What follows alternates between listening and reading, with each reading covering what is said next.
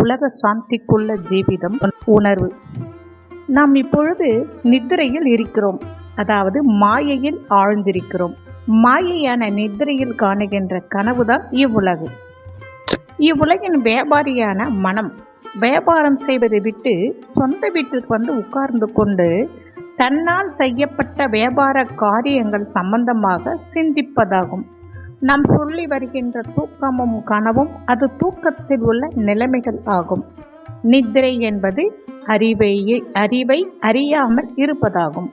அறிவு பிரம்மமாகும். அதை அறியாமல் இருப்பது மாயை. எப்போதும் மாயையாய் இருக்கின்ற நித்திரை நீங்குகின்றதோ அப்போது உணர்வு உண்டாகும். அவ்வுணர்வை ஜாக்கிரதையாகும்.